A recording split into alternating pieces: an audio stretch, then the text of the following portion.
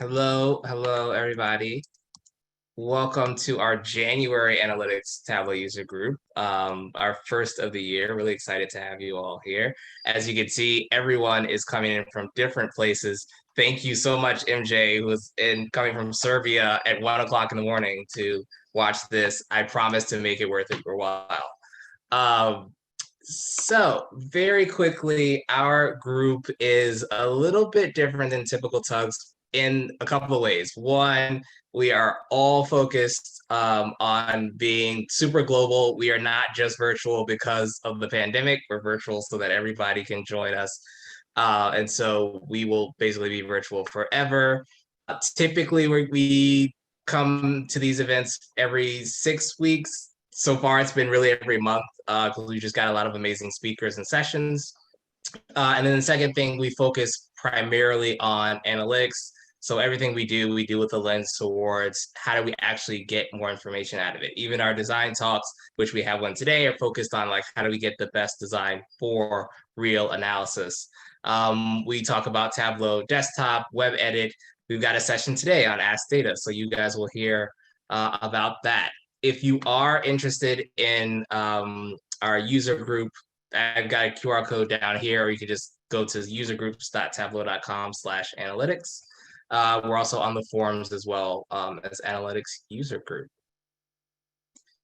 The group is, I would say, extraordinarily global. We have people in very different time zones, and we've come together to put this group on. So I'll introduce myself. I'll let Sam introduce herself, and as well as just acknowledge Annabelle, who is our third person.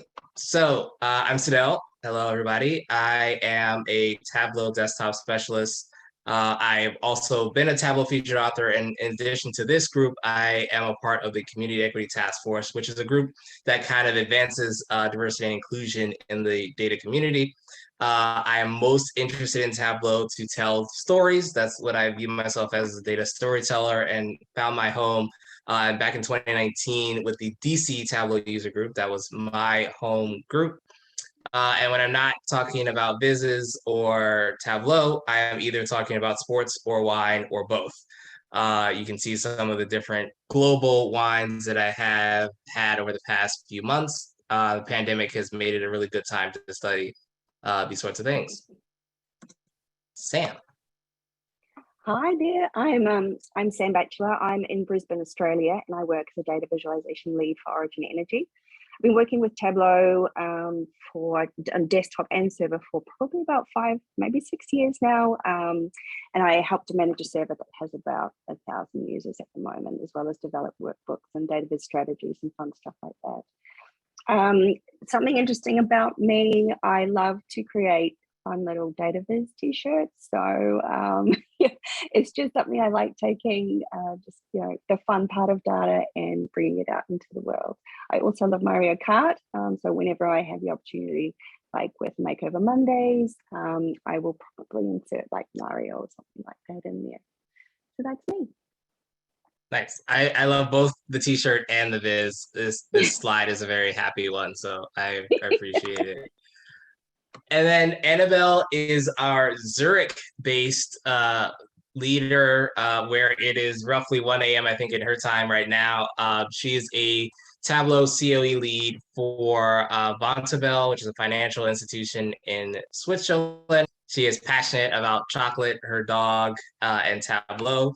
Also a Tableau ambassador and Tableau certified professional. And for those that are interested, there's a QR code below.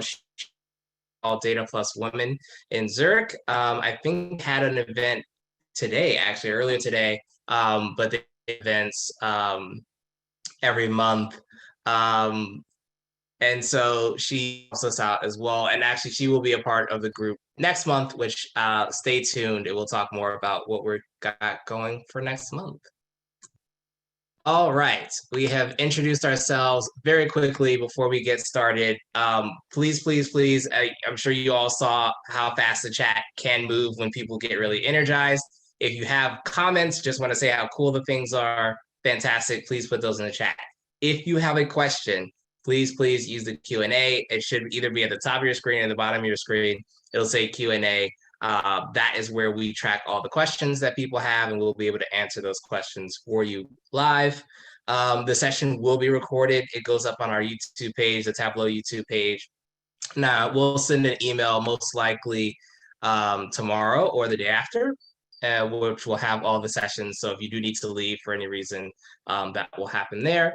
And lastly, I'll share the Twitter profiles for everybody that is speaking. Feel free to head on to Twitter or whatever social platform you use and give some people love for their awesome talks. Now, with all of that, let's kick it off.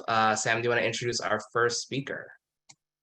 Yeah, I'd love to. So first speaker up is Geis. I think he's on the East Coast. So it's a bit later in the evening for him. So we're having him first so that he can go and get an early night. I think he'll probably be developing Tableau workbooks until midnight, but this guy doesn't sleep actually. So that's probably the first thing to say about Zach. He's a data dev ambassador and VP software engineering at JP Morgan Chase. He recently won the Server Guru, I think, Vizzy for 2021. I shouldn't say 2021, it's probably most years recently that you've won that. Don't quote me. Zach, I think the thing about Zach is he's a server guru and he's actually a workbook guru. So that is, double duty. Pretty amazing. We're going to learn some amazing design tips from him today, which I honestly have my, pen and paper ready going like, remember this one, because it's going to be stuff that I'm probably going to turn around and use this afternoon. So yeah, it's a Zach has about more than 10 years experience in data viz and design. And fun facts, he's a husband and father to a young boy, 2 dogs, 2 cats, and then he loves video games, piano as well. So interested to know which video games you love and you're currently playing as well. So if you can let us know, Zach, that'd be awesome. And I'll hand it over to you. Yeah, awesome. Thanks so much, Sam, Sadale. Really appreciate you guys inviting me. While I'm getting all set up, video games. Somebody put Halo Infinite. Yeah, I've been playing Halo. I will admit though, my wife is better than me at this Halo. So I don't want to play it as often because I don't like being the worst player at it. So she's definitely got me in that. I play a little bit of everything. I'm actually in the process of replaying Final Fantasy 7, 8, 9, and 10 all at the same time for some reason. I don't know why I decided to do that. So lots of random stuff. So yeah, thanks everybody for having me. Really excited to talk about Tableau design. So today I'm going to spend the next half hour or so just talking about how you can do some cool things in Tableau, show some of the design tips that I've been building over the last year or so, and actually we're going to spend some time designing something live, and we're going to try and keep it as interactive as possible. So my one screen, I've got the presentation. My other screen, I've got the Q&A and the chat. So I want to make sure that if you have questions, if you have comments, anything, just make yourself heard. Go ahead and plug them over there, and I'll be watching that as we go through. So Sam already did a really good job introducing me. There's not much that I'd add to that. I've been an ambassador for the last couple of years, primarily focusing on data dev. So, the Tableau APIs, the server, things like that. But I also am very passionate about designing well with Tableau. I'm actually the leader of the Tableau COE at JP Morgan Chase. Today we have about 150,000 users, and my team basically does everything when it comes to Tableau for them, designing, designing workbooks, building up the server, enabling the desktop, all those kind of things. Additionally, I co-lead the Columbus Tug, so you'll see me in that as well as other tugs, across the data fam, and I co-lead the Viz Office Hours initiative. So if you ever feel like you'd like to talk about feedback, get some feedback from some pros, every Wednesday we have the Viz Office Hours session. You can look for that hashtag on Twitter, and we'll hook you up with some one-on-one time. I'm Tableau desktop and server certified. So I got the certified professional for desktop. I wasn't able to get certified pro for server and before they actually got rid of it. But that was always something I really wanted to get. Unfortunately, I didn't get it. And you can find more my work on datatheories.com. I already got a question. So how big is the COE at JP Morgan Chase? So as far as the COE itself, there's about 10 of us. So again, my team basically does the server stuff, the desktop training, best practices. We build automation products like that. So there's about 10 of us to support about 150,000 users, somewhere around 75 Tableau server clusters, 200 servers, many thousands of cores. It's giant. So I'll mark that as answered, and we'll continue going. So I'm going to jump right in. I don't like to spend a lot of time fluffing things up. My goal is we're going to spend a little bit of time here in the presentation, the deck, and then we're going to flip to the last at least 10 minutes or so actually working in desktop and building something live. So we'll go through here. There's 10 examples that I'm going to show that are basically ways to go outside of the box with Tableau. So doing some cool, innovative, interesting things you might not otherwise see inside of Tableau. So this first one, and these first examples, I'm not going to spend too much time going into the how to do it and talk a little bit more about what's happening, why you should maybe consider this as an option. This first one is actually using visual filters. So as you probably have seen in Tableau, a lot of times when you filter something, you're going to use something that's like right out of the box with Tableau. It's throwing a filter on there. It is selecting a date in a list, something like that. Excuse me.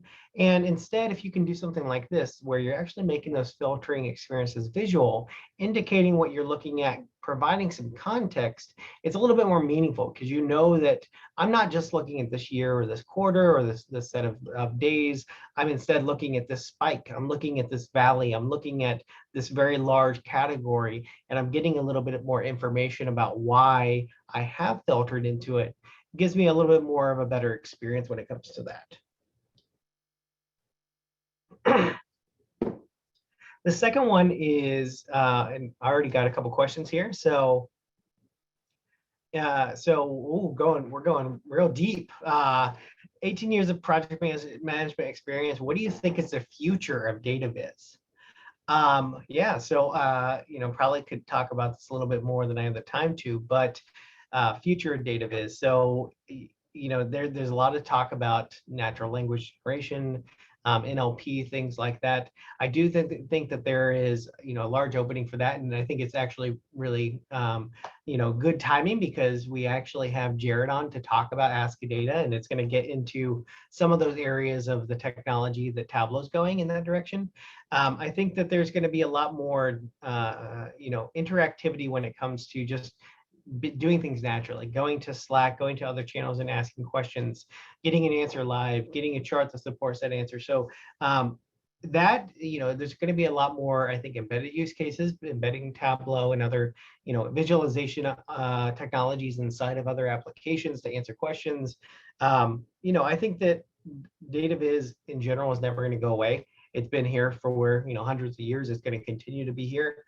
It will evolve, and I think that we have to evolve with it. But there's always, I think, going to be a need for dashboards. There's going to be a need for charts and things to answer things like that. So, happy to talk about that more offline if you'd be interested.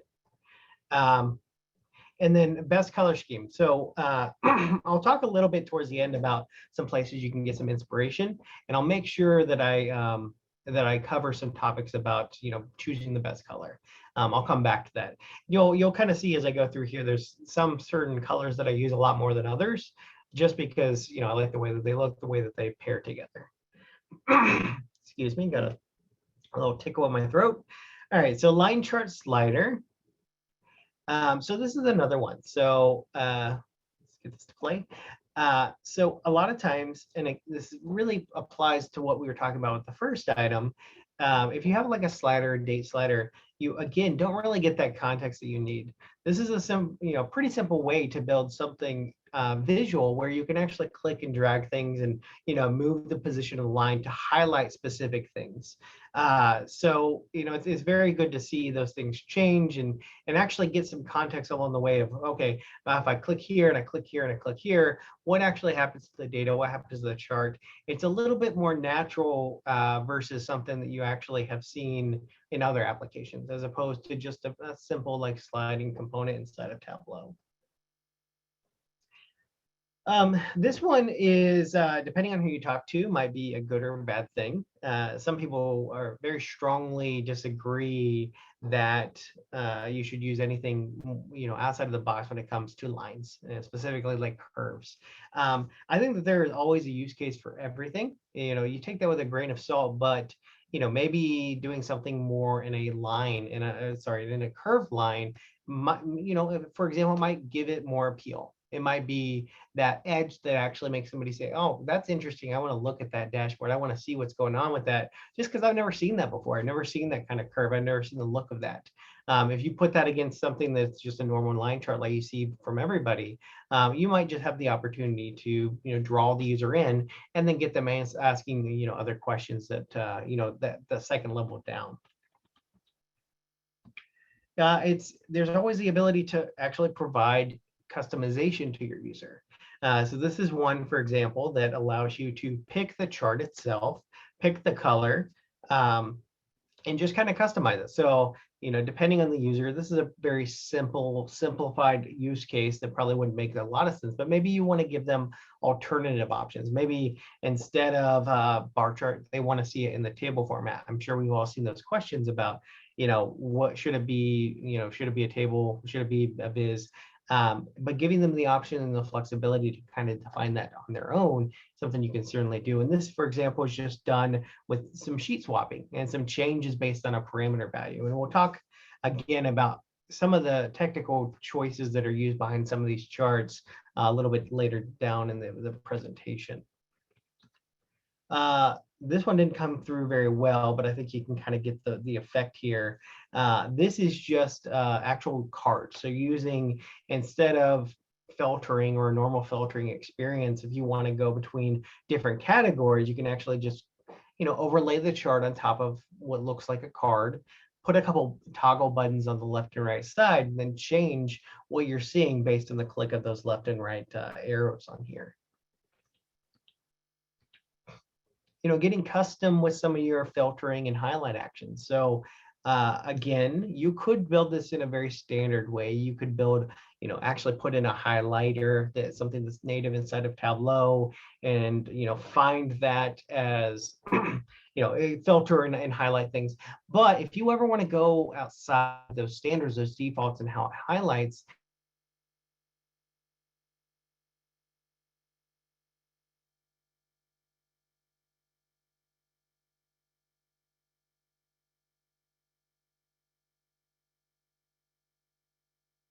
go through here and define which ones are important to you and mutes the other ones out to the background.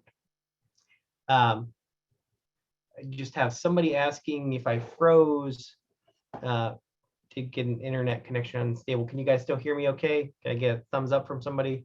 Yeah, you froze for a second, but you're back. Okay. All right, cool, awesome. All right, so I do have 2 questions. I'll go ahead and pause. So where do you usually find the icons that you use on your dashboard?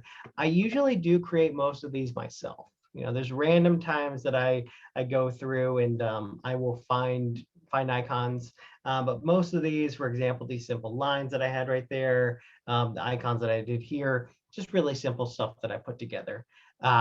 But you can always find some different, PNG icon websites that you can get online. Most of them are free. Well, some of them are free, so long as you reference those when you create your content. Are these new features coming, or are they already available? Is there a place where we can find out how to do some of these things?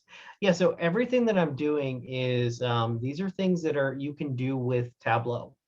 You don't really need, most of these things I think rely on something like mid 2018. Some things I do require like 2019.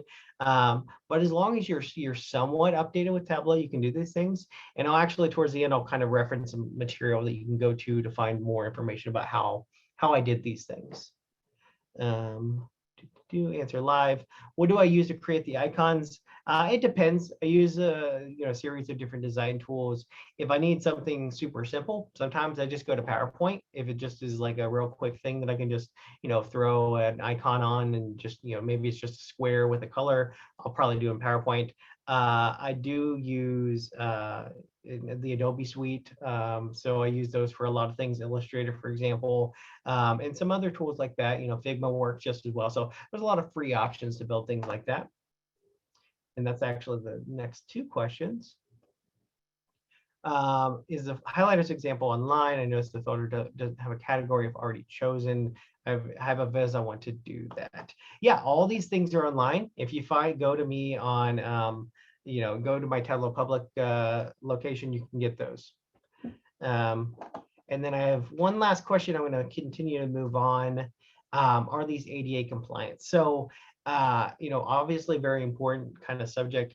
I will say, honestly, a lot of my tips are not focused on being compliant. There is some ADA compliance built into Tableau itself. There's it is keyboard accessible in most ways, but specifically, a lot of my tips don't necessarily, apply to that. And Sam, were you going to say something? I seen you come on video. No? Okay. All right.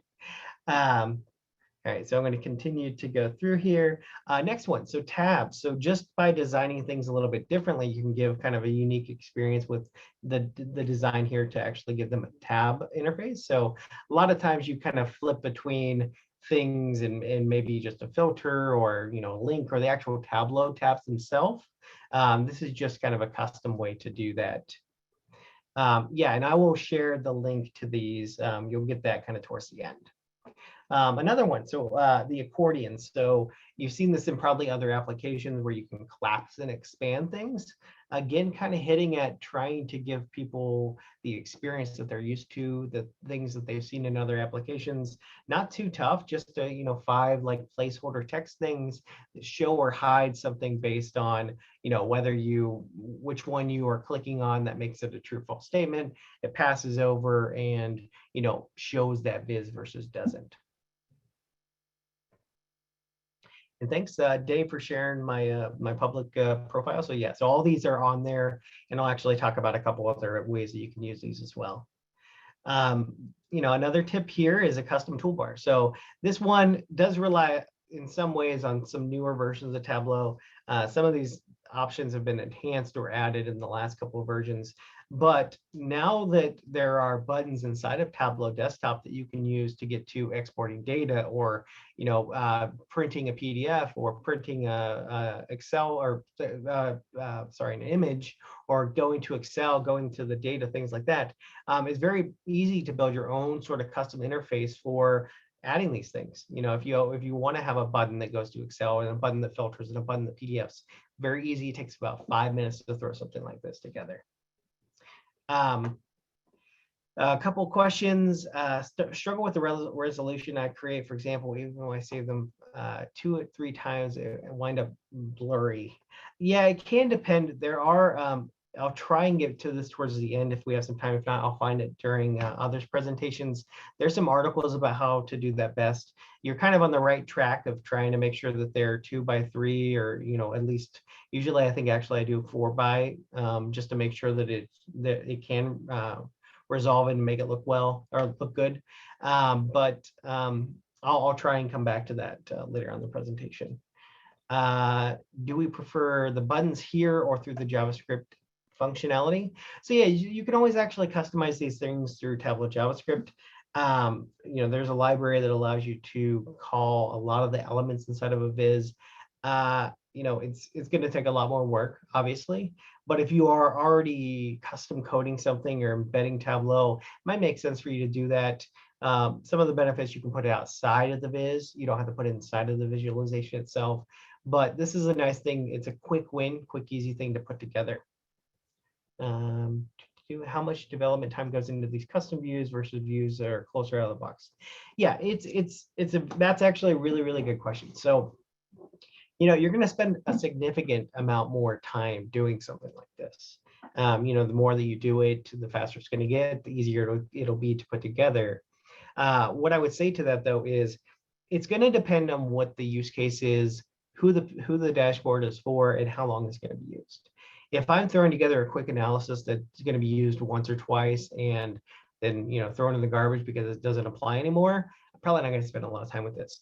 But if I'm building something that I consider more to be like a data visualization app, that is a series of data viz, it's going to be sitting around, being used for months, being used by high level users. It's probably going to be worth spending some more time on some of these bells and whistles that I mentioned. And then how do you do the heat map that is based on the US map? That is awesome. Appreciate that. Yeah, so it's actually not too tough. There are materials on how to do this. I'll find that and share that as well. All right. And then we got one last thing here, which is turn the lights off, or dark mode. So this allows you to basically, we'll give it just a second to catch up, flip between a light and a dark mode. What does this add in analytical value? Nah, nothing. It doesn't do anything. This one was probably a little bit more of just me having some fun. It's really just kind of showing the power of what you can do with Tableau. This one takes a lot of time because honestly, what you're doing is you're building a inverse of all things. So every chart, every title, every filter all has to have a dark version and a light version. And so it can take some time to get all that put together. But it's kind of fun. It's something random that you can do if you were interested in doing so. So let's talk about a few more things. So why should you care? There's a lot of these random tips, a lot of these things that I'm talking about, but Tableau does something very well. One of the things that it does well is it is very quick. To that last question, a couple of reasons why I would encourage you to do things like this, build things outside of the box. You're going to grow technically. You're going to learn a lot more ways to influence how you build with Tableau. You're going to push the boundaries of it. You're going to push the boundaries of what you can do with Tableau. And you're going to learn how to do a lot more things. Just because you're not going to rely on what you've done in the past by default and things like that, you're going to rely more on, how could I do that? You're going to think about going outside the standards of Tableau and really getting out there and doing some new stuff. You're going to match user expectations. And what do I mean by that? I say this a lot, is Tableau is very good at what Tableau does, which is data visualization. But what it doesn't, I think, do all that well, at least in some cases, is the user experience. If you look at a Tableau dashboard, and I want you to just try and erase everything you know about Tableau, there's some wonky things about how Tableau works, and clicking on a bar to filter this, and how it focuses on that blue bar and kind of like does a weird highlight on the rest of the bars, or how you have to drag or box around things, or how there's a lot of things that for a lot of us that have been using Tableau for a long time, it kind of is second nature. But someone that doesn't have that nuance and the understanding, they don't get it. They don't really understand why Tableau behaves the way it does. So thinking about what they're used to, thinking about, they're on Twitter all the time, they're on LinkedIn all the time, they're on Google, they're on whatever it may be. Those are the kind of things that you should be thinking about. Okay, how do I make my Tableau dashboard act more like that? Because that's where they're spending their time. It should feel a little bit more seamless when you go between those. And then finally, your content's going to it's going to stand out a little bit. Taking the time to focus on design and designing well. If you take that and you compare that to just a regular Tableau dashboard that we've all seen a million times, they're going to go to the one that's well designed, 9 times out of 10. And trying to focus on bringing that next level of design to everything that you build, it's not only going to make the content stand out, it's going to make you stand out. It's going to give you, that reputation to somebody that not only does Tableau and does dashboards and analytics, they do design. They build really cool things with Tableau. Go to the next page. So a couple questions have been asked about, like, where can you find this stuff? I'm just going to shout out real quick. My website, datatheories.com. You're going to find one post there. That's one thing I'm not very good at, is writing my blog posts. I'm trying to get better at that this year. But the one post makes it very easy for you to find, and is about these design tips. What's good about that is they spend a little bit more time talking about how they were actually built. You can see, a little bit of information about like what were my favorites and more things that I've learned personally about building this. So, feel free, take a look there. You can find some information. Inside of that specifically is the design tip catalog. This is a Tableau workbook, and for the first time, I'm going to flip out of PowerPoint. This is a catalog about most of the tips. I haven't caught up with the last couple of tips I've done, but the benefit here is this goes through the different tips. I'll give it a second to refresh, and you can actually like go through and pick the tips and see the ones that I've built. So you can see it. You can see a GIF version, so you can actually see it in motion like I've been showing, and you can actually go to the guide. And I've done a real simple version of how do you actually build this. So you can take some time and go into these. You can open a new tab. You can see some descriptions. This is really helpful if you want to actually go through and just find out how I built these things. Everything is downloadable. I always make all my content downloadable, so you can take time to find that and go through those steps. Now, we're going to quickly build one of these together. And what I want to do is actually give you the option of which one we want to build together. We're going to do one of these three things. We're going to do the KPI filter, the selection focus, and the custom filters. So if I go through here, I'm just going to show you the KPI filter allows you to go through and give it a second, click the KPI and use that as a filter as opposed to something kind of normal in the bits. The selection focus allows you to hover over an item. When you hover over it, you're going to see this simple animation of things kind of fading to the background, and then the one that you're highlighting kind of pop up on the others. And the custom filters is going to allow you to do something custom with actual built buttons as opposed to default filters and the like. So real quickly, because I'm running low on time, I want you to pick 1, 2, or 3. So 1 is the KPI, 2 is the selection focus, and 3 is the custom filters. Oh man, there's a very big range. I was expecting most to like pick 1. All right. Oh man. I think we're just going to. I'm seeing Yeah, lots of 1 and 1s. 3 for sure. But 3? You think it's 3? 1 and 3 seem to be the ones All right, running 1 and away. 3. Lots of 1 though. All right. Well, the people with 2, and they're doing it like a million times, so they really want to. So Dale, Sam, you guys are going to be the tiebreaker. Is it 1 or 3? I think it's 1. Yeah, I'm gonna say 1. All right, 1. All right. And I've got, what do I got? 5 minutes left, guys? Does that sound right? And yeah, I think everyone is super loving this. So yeah, you've been good with the questions. So I think, yeah, 5-ish minutes will be okay. All right, cool. All right. So all I've done here to prep us up is I've got a new workbook put up together. Now, I'm going to caveat this with some of these tips I haven't done in many months. I don't practice these beforehand. So if I mess up along the way, bear with me. So what we're going to do first is let's look at that image real quick. I just want to familiarize myself with how this is built. So we've got 3 headers up here up top, and then a list of things. Now, just to keep it real quick and easy together, I'm going to just focus. I'm going to do 2 of these and 1 chart below. It's still the same. There's nothing different. It's just more data. So let's start off with, I'm going to go down here and I'm going to create my sales by month. Go ahead and do that. I'm going to drag over my sales. And I'm going to drag over my order date. We're going to make this let's do month like this. We'll make it a bar chart. And I don't remember how I did this, so I'm just going to say % of total. Because what I'm going to do is I'm going to add a 1 over here. Now, if I lose you along the way, that's okay. You can go back and kind of learn these tips in slow motion later on, or go to my actual site. But the reason I'm doing this is to kind of give this the effect. So if I synchronize these and I kind of take this off, what I'm going to do is I'm going to give this the blue color. I'm going to give this kind of the muted gray. We're going to flip this on top like this and edit this and make sure that we're looking at fixed 0 to 1. And that gives us this nice little kind of style effect that we wanted on here. I'm going to take that off. We'll take this off. And we'll go ahead and start creating a dashboard. So the dashboard, I'm going to go ahead and drag this. I like floating.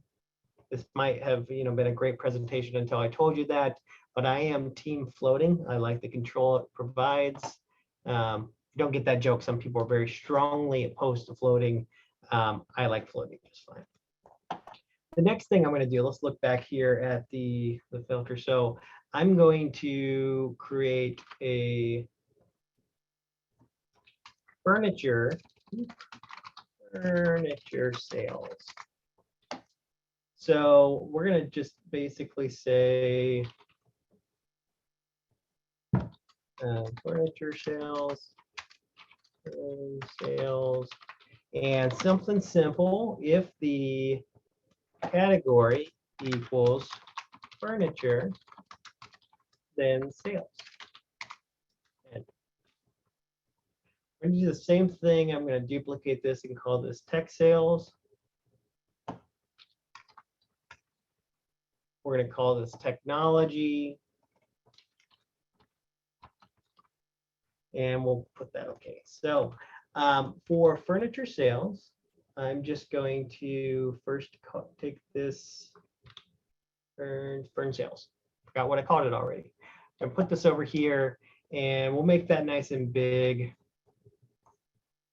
We'll call, make this like 14. That's not big enough. We're gonna make this something like 22. Hit okay, and format that. A number. Oops, sorry, a currency, no decimals, furniture sales. And we'll just call this, furniture. That's how I want it to go. Something like that. Doesn't look great, but it kind of gets the point across. Now, a lot of everything that I do, and I'm going to explain this in a little bit better, is a lot of things that I do are based on parameter actions. So what I want to do is I want to create a parameter, and I'm going to call this category select. I'm going to make this a string, make the list. I'm going to say furniture and technology. So that's good. Now, the next thing I want to do is I'm going to go back to my sales by month, and I'm just going to make another field that says selected category. And this is simple. This is category select equals category. It's just saying, is what I've picked the category? And if we kind of put this, on here, you're going to see that some of it is true, some of it's false. The next thing I want to do is color. I want to take this and actually filter it so that it's only true. And I'm going to color by the category. Now, I'll try and explain this here in a second. Oops, that's not where I want it. Category, furniture is blue. Now, if we actually show this parameter, when I flip it to technology, you're going to see it actually change. We'll keep it orange. I think that's okay. So essentially, this is the first part, is I have this parameter that is controlling some calculations, it's changing the color. And so depending on how I do that, that's going to work.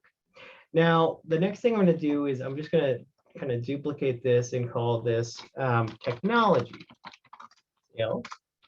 I'm going to flip this with the technology, tech sales, make sure this says technology, and good to go. I should be formatting these, but I'm running low on time. I don't want to eat into anybody else's time any more than I need to. I'm going to go ahead and just float furniture sales and technology sales like this. Make sure these all fit. And then I'm just going to take this and put it something like this, something like this. It doesn't look great. It doesn't look nearly as good as the one that I showed you, but it's still kind of the same thing. Now, the next thing that I want to do is I want this to be, be selectable. So if I click on this, it changes the furniture. Click on this, it changes the technology. So that would be actually pretty easy. I go to dashboard, I go to actions, and I can actually add a parameter value and say change category. So when I click on furniture or technology sales, I would change the category select. And I would change the, actually, 1 second, source view, category select. Oh, I know what this is. 1 second. I need to actually add the category to this on the detail. I'll go ahead and filter that to be furniture. Do the same thing over here because you can't pass a value that isn't on the sheet itself. And the same thing over here. Make sure this is technology. Now, if I go back to that action, edit this and I go down into this field, you'll see that I have category. And so when I click on furniture or technology, change the value based on the category. So you'll actually see me click through, and if I click on that, it'll change. If I click on this, it'll change. And then you kind of get that effect. Now, again, I don't want to eat up more time. I'm going to kind of stop there. The only thing that's really in addition to this is the color. And the way that the color works is you're just going to basically create a field that is, or sorry, a sheet rather, that is going to be based on the category. You drag something like that over here. You would make it something like a square, size this up, and we'll make it real big. And we'll take the color based on this. And then you would basically hide everything else. Now there's a little bit more that would go into this to make that, make that look exactly like that. But that's essentially all that's happening is you have something on here. So when you click in it, you click on those different fields, it's going to change the value of what the color is that's on top of it as well. So I'm not going to go through the extra step of like making the color or making it able to like click on the right thing. But to at least drive that point home, I'll just filter this to take out office supplies. And I think that this is sort of the right way. Let me see. Show header, furniture technology. Yep. So now I'll take this dashboard. I will make this fit the entire screen. I'll hide this. I'll send this to the back. Actually, let me take this off first. I'll send this to the back. And I'll make sure that these worksheets are transparent. And so now, there's other steps involved here to make it look exactly like it we did before. But you could have now, so the last step would be, if it's blue, we just want that to be, nothing. If it's, true, we'll keep it that like orangish color. And so you kind of start to get the effect of what I was going for. It's going to be orange based on what I click on. So again, there's definitely more to that. You can find more on the references that I mentioned before, but I want to, get out of here so we can give other people some time. So we built it. The last couple of things I would call out here is use parameter actions extensively. Almost every single tip that I've created uses parameter actions. It's definitely very powerful and it allows you to expand the user experience. Find inspiration. I mentioned design and things like that before. You can find design anywhere. You can find it in books. You can find it in websites. I have a Pinterest board about it. There's so many things about design that are, it's just, there's so many places you can find design inspiration and go outside the box. Don't feel like you're stuck with what Tableau can do. Focus instead on what you want it to do and then find a way to make it do it. And that, in most cases is something that you can definitely do.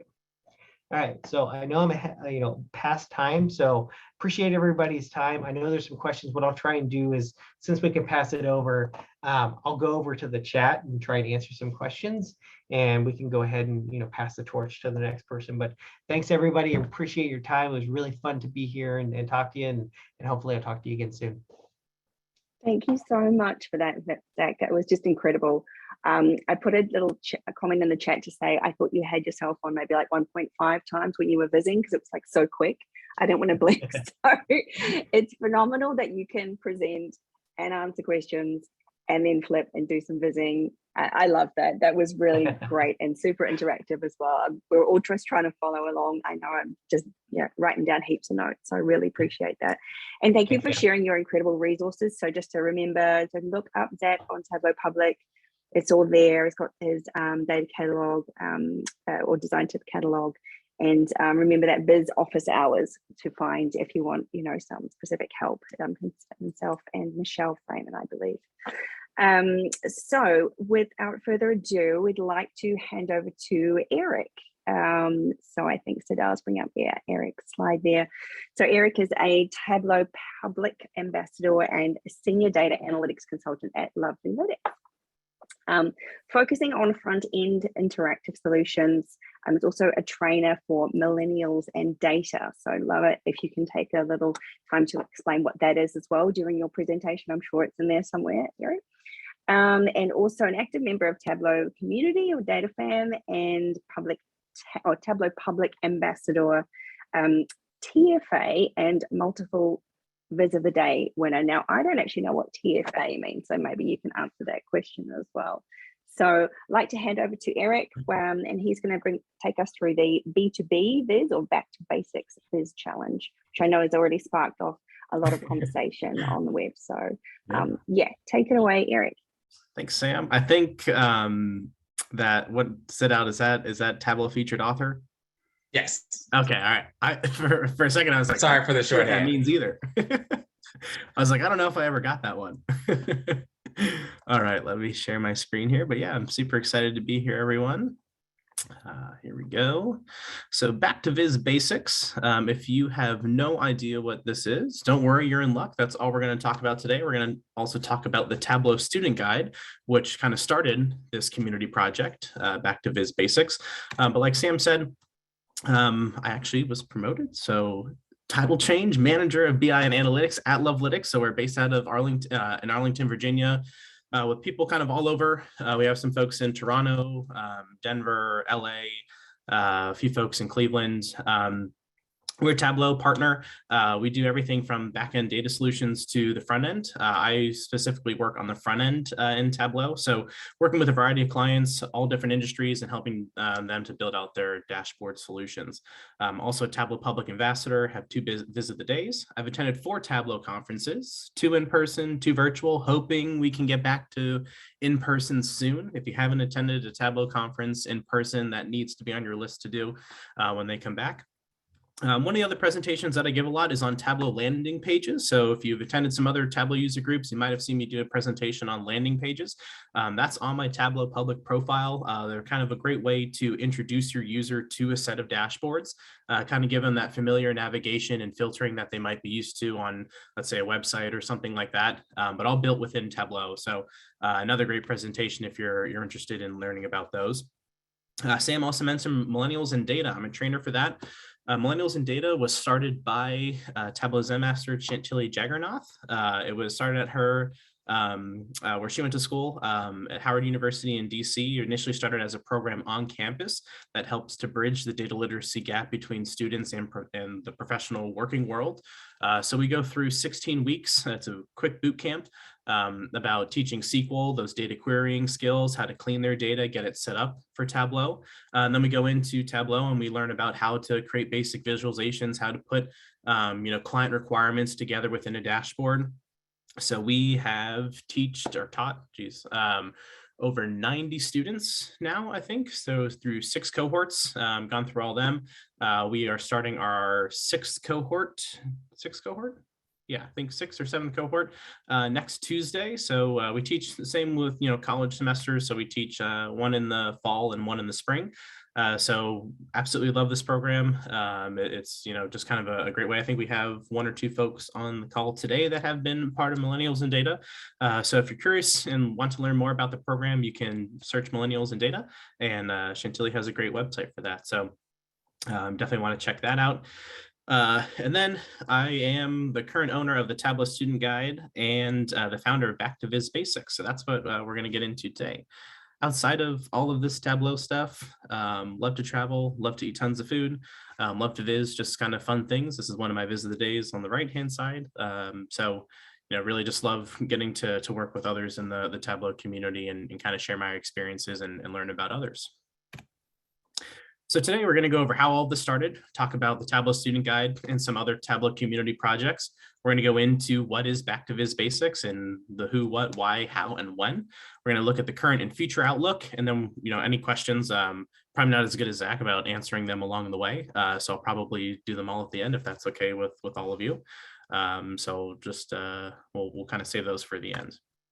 All right, so how it started. So 2 or 3 years ago, there was a former student ambassador by the name of Maria Brock. She interned with myself at Booz Allen when we worked there. She went on to work at Lovelytics as an intern there, and now she's back at Booz Allen working full time. But kind of through her internships, that's when she started getting introduced to Tableau, wanted to learn more about it. And I think about 200 tabs deep on her browser were just all these different blog posts about Tableau, how-tos, training videos, YouTube tutorials, all of this stuff. And while it was helpful, right, it's kind of hard to get started when there's so many resources available, so many different things to start, but then you really don't know, okay, well, I just want to learn the basics, right? How can I get started within Tableau? I want to create a simple bar chart. I've connected my data, but it looks like a mess. I drag this here and something else changes, right? So she wanted to take all of these different resources that we had, and not just resources around how to use Tableau or training tutorials around that, but how can we learn about the community? What are ambassadors and Zen masters? What other resources are out there? Where is the data fam? Are they on Twitter, LinkedIn, Facebook, right? Kind of organizing all of those different questions that you might have about Tableau and putting it all in one place. So she wanted to create a guide that served as a one-stop shop where all of this stuff came together. So this is a little snippet of the website. We'll go in and kind of check it out, and just so you can kind of see what's there. But I know she worked on this for a super long time. And when she finally posted, I mean, everybody went crazy for it. Everybody thought it was such a great resource. So she got a little bit busy with some other things. And a few months ago, she wanted to pass this off. So she reached out to me and I was more than happy to kind of take this over and continue running it for her. So this is where all of this kind of started. So on the website, we have things around getting started. So what is the data pane? What is Tableau Desktop? What is it Tableau Server? Really simple things like that, connecting to your data. Then we get into a section on building basic views. And this has kind of started our project, this community project that we have now. So looking at some of those simple chart types and how can we just get started with building those in Tableau. What is Tableau Public and why is it important to us? If you're not on Tableau Public, you are totally missing out. Tons of amazing resources on there, inspiration from other folks. They've done an awesome job with just putting tons of content on there, not just from individuals posting dashboards, but the Tableau Public team putting all of these different resources out there for us. So we'll talk about that.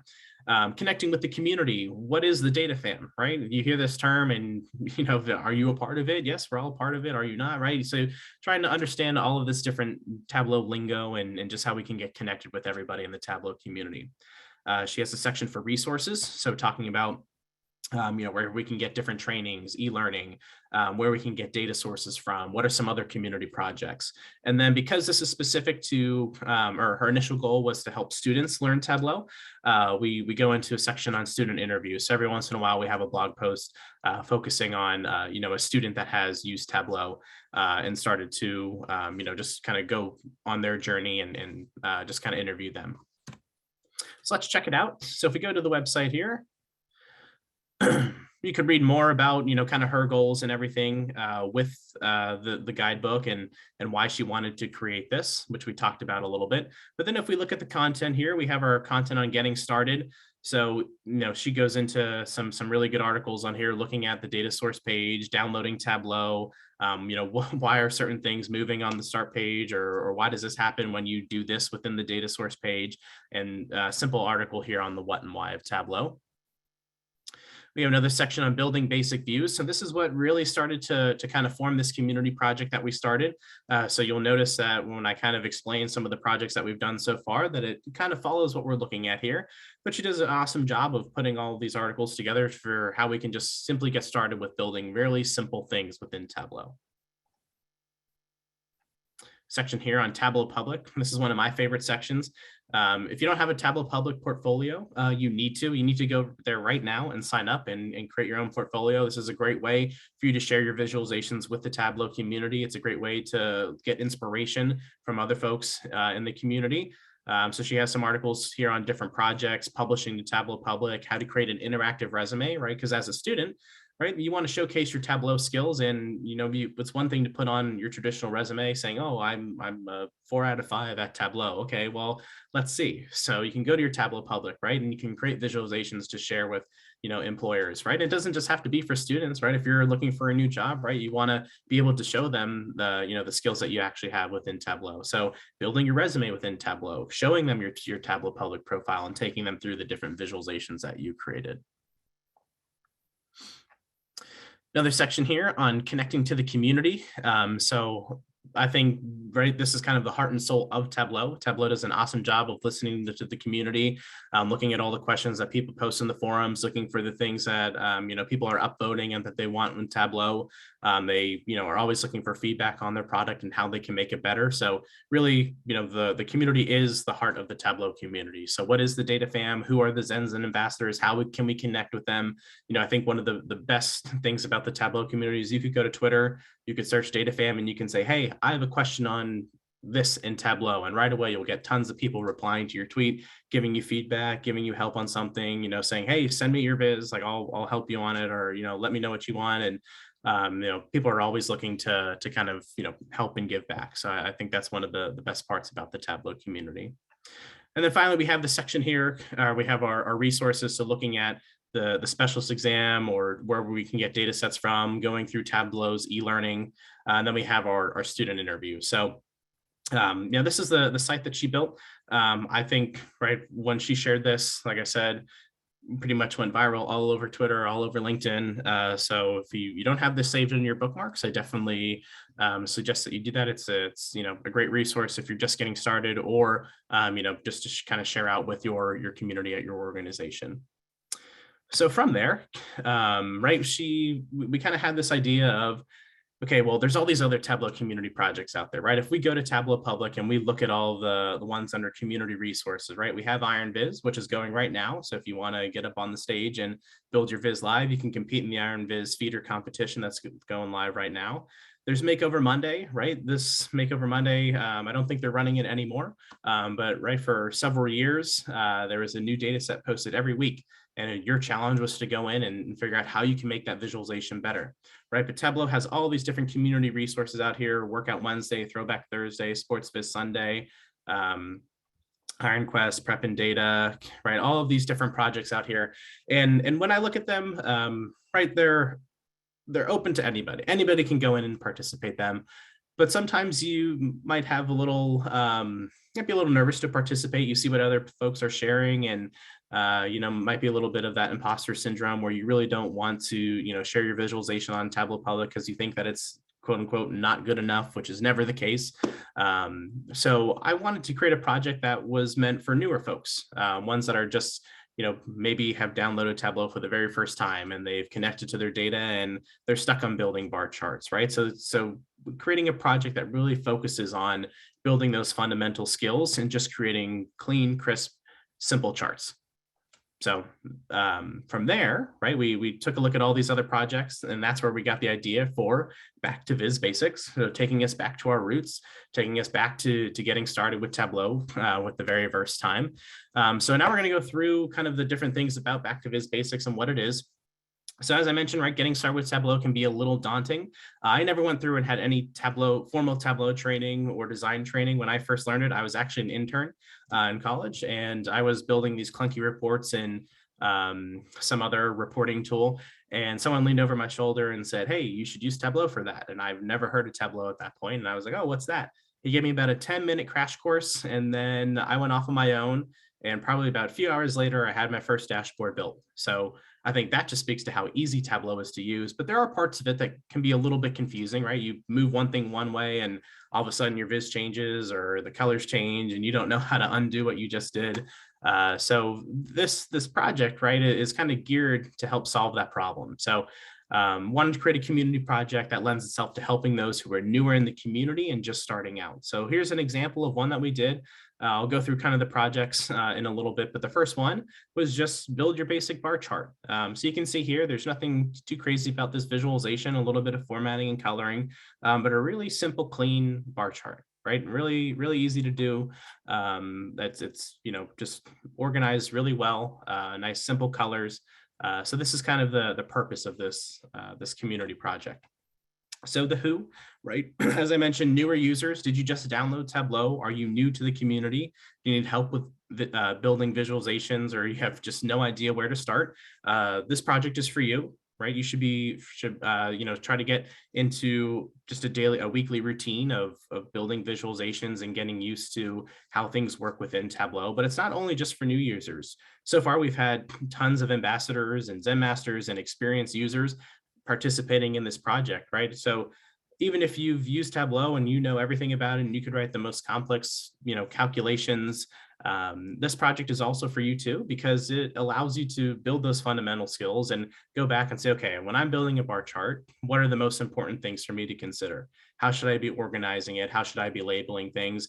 And from there, right, as an experienced user, you probably have a lot of options of different types of bar charts that you can build. And maybe based on the data, that's what helps you determine, what bar chart you should be using. So kind of looking at it from a different perspective, but so really this project is for everyone. It doesn't just have to be for new users. It doesn't have to be just for experienced users. I think one of the things that I've been seeing since we started the project is there are some folks that are questioning how basic the visualizations are, because some of the ones that people have created are pretty elaborate. There's some pretty cool calculations behind it. They're done something out of the box.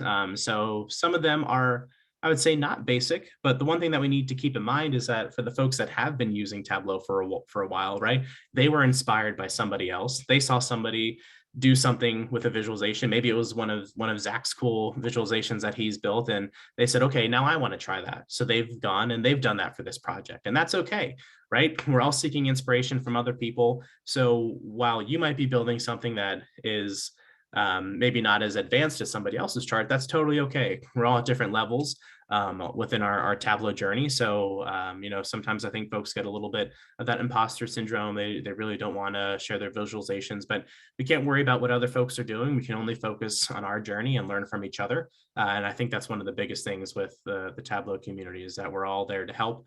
As if you do participate in this project, don't worry about what other folks are posting. Get inspiration from others. Keeping it really simple is totally okay. That's the point of this challenge. So the why. So back to Viz Basics will allow us to focus on one thing at a time. There's no need to build a huge complicated dashboard with all of these different actions and filters and a clean layout, right? We're just focusing on one simple chart here. So this one that we did was on scatter plots. So right here we have a clean title. We have a nice design with, we've formatted the grid lines a little bit. We have a nice summarized section on the right-hand side. So we focused on one chart, and then from there we built it up a little bit with a title and some supporting information. So back to Viz Basics can help us focus on using colors purposely for reinforcement or emphasis. So you can see in this visualization that some of those outliers, right, are using different colors, right? So we're using color for emphasis here. Choosing the right font types and sizes and alignments, right? This is one thing that can be different for people or challenging for people that are just starting out with Tableau. What are the right font sizes? So, our title, we probably want to be a little bit bigger. Some of that supporting text a little bit smaller. And then, how should I be formatting the text on my charts and my labels and things like that? So really focusing on those things. Talking about formatting, right? So here we don't have grid lines going up and down and across and all over, right? We have 4 clean grid lines, for each of the percentages here on the chart. So kind of playing around with the formatting and things like that within our visualization. And then, right, just understanding the data and visualizing trends. So as you're focusing on just this one simple chart and the data set that's provided, right, you're focusing on, maybe, looking at a particular trend, or why did something increase, or why is this one different from this month, right? Understanding that. And then finally, just keeping things simple and clean. So like I said, we might have some of those visualizations that get a little bit more advanced, and that's okay. But for the most part, we have folks that are just focusing on keeping it simple and creating really clean, crisp visualizations. The how. So how can you participate? So a lot of the different community projects, some are run weekly, some are run monthly, some are every other month, or every other Thursday, right? Something like that. So for me, we run on a bi-weekly basis. So I'll get into that calendar in a little bit. But the first thing that you want to do is follow me on Twitter at Ready Set Data. That's how you can see the announcement of the new data set come out. Or you can go to the Tableau Student Guide website and just look for the link out to the data set, which is posted every other Sunday. From there, you want to create an account on data.world. This is where most folks that own community projects share their data. So you'll definitely want to have that. A lot of really good free data sets on that site as well. You can search for my Back to Viz Basics project. Then you can find the data set for that current or upcoming week. And then you want to download that data and connect to it in Tableau. The data sets are usually pretty simple. There's not too many columns, not too many weird, unfamiliar things. Really trying to keep it simple, just so that everybody kind of understands what they're visiting. Within data.world, I have a prompt there that states what the challenge is, what type of chart you're going to be building, or what you need to consider in your visualization. From there, I talk a little bit about the data just so you can understand where it's coming from. I share the source, giving you some information about what different fields mean. And I try to give you some ideas of what you could add into your visualization. So you definitely want to read the prompt so you know what to do.